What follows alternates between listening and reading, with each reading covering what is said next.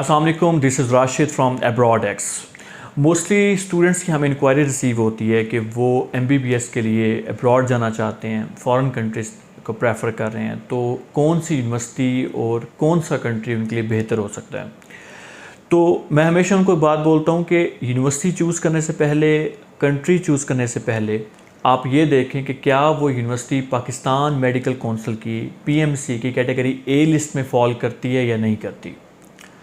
अब category A list universities क्यों ज़रूरी हैं, उसका बेसिक जो जवाब है वो ये है कि जब आप किसी भी फॉरेन यूनिवर्सिटी से जो कि कैटेगरी A लिस्टेड यूनिवर्सिटी में फॉल करती है, आप पाकिस्तान वापस आते हैं तो आपको लाइसेंस में कोई इशू नहीं होता। आपको सिंपल एक NLE का एग्ज़ाम पास करना होता है और उसके बाद आपको लाइसेंस मिल जाता है। और same goes to Pakistani student जो पाकिस्तान में किसी भी मेडिकल कॉलेज से MBBS करता है, उसको भी NLE का एग्ज़ाम पास करके जो आपका लाइसेंस होता है वो मिल जाता है। ठीक है। अच्छा, MBBS के लिए जो पाकिस्तानी स्टूडेंट्स के लिए लुक्रेटिव ऑप्शन है वो पहला जो ऑप्शन है वो चाइना का है। सेकंड ऑप्शन हम रशिया या कज़ाकिस्तान को रख सकते हैं। ठीक है। किर्गिस्तान में मोस्टली यूनिवर्सिटीज़ ब्लैक लिस्ट हैं, तो इसीलिए आज की वीडियो सेशन में हम MBBS इन चाइना पे बात करेंगे। MBBS चाइना, मोस्टली स्टूडेंट्स ये भी कहते हैं सर आप चाइना हमें क्यों रिकमेंड करते हैं। देखें, 3-4 पॉइंट्स हैं जब मैं स्टूडेंट्स को हाईली रिकमेंडेशन देता हूँ चाइना का। उसमें जो फर्स्ट ऑफ ऑल है वो यही है कि वहाँ पे 100+ यूनिवर्सिटी जो हैं वो पाकिस्तान मेडिकल काउंसिल की PMC की A कैटेगरी लिस्ट में आती हैं। इसमें हम आपसे लिंक भी शेयर कर देंगे, तो आप अपनी जो भी कोई यूनिवर्सिटी है वो चेक कर सकते हैं वहाँ पे कि क्या आया कि वो कैटेगरी A लिस्ट में फॉल करती है या नहीं करती। अच्छा, सेकंड चीज़ क्या है, सेकंड ये बात मैं पेरेंट्स के लिए बोल रहा हूँ ख़ास तौर पे कि आपके बच्चे जिन्होंने 12th स्टैंडर्ड कंप्लीट किया है, मतलब FSC कंप्लीट किया या A लेवल्स कंप्लीट किया है, 12th स्टैंडर्ड वाला स्टूडेंट्स इतना मैच्योर नहीं होता कि आप उसको कहीं पे भेज दें तो वो इजीली सर्वाइव कर जाए। कुछ बच्चे होंगे बट मोस्टली ये है कि बच्चे FSC के बहुत ज़्यादा मैच्योर नहीं होते।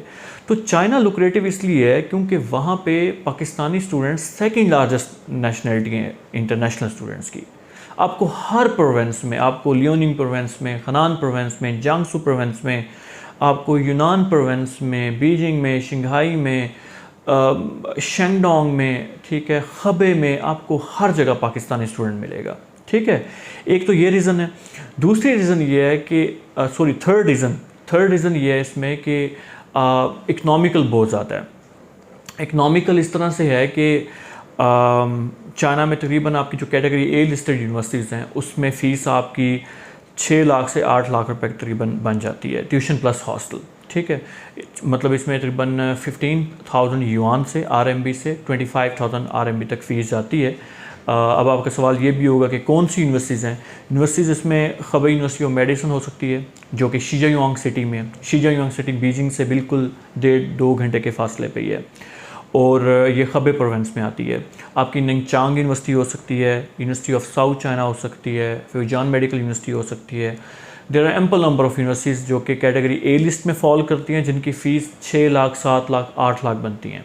ठीक है, और यूनिवर्सिटीज़ भी हैं, चंगचो यूनिवर्सिटी है, फूदान यूनिवर्सिटी है, शिंगयांग मेडिकल यूनिवर्सिटी है। ठीक है, लेकिन इनकी फ़ीस जो है वो फिर 12 लाख, 13 लाख तक जाती है। ठीक है।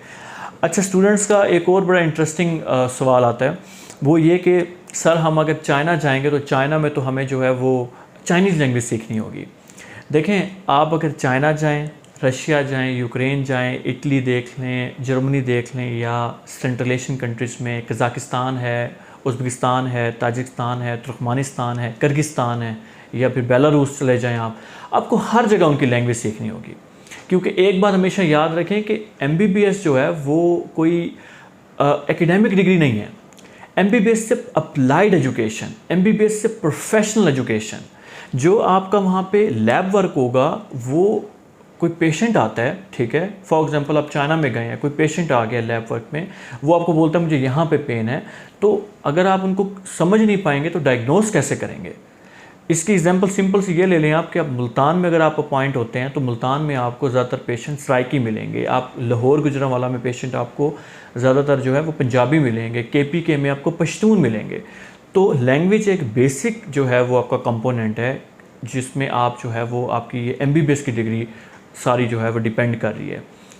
तो बाकी आपका जो कोर्स वर्क है, आपके लेक्चर्स हैं, जो बेसिक चीज़ें हैं, मतलब यही चीज़ें हैं, आपकी लेक्चर्स, आपका कोर्स वर्क, आपकी डिग्री, आपके एग्ज़ाम्स, ये सब कुछ इंग्लिश में होता है। बेशक आप चाइना जाएं या बेशक रशिया जाएं, किसी भी कंट्री में जाएं, ठीक है। अच्छा, अब इसमें सितंबर 2022 के लिए हमने एप्लीकेशन एक्सेप्ट करना स्टार्ट कर दी हैं।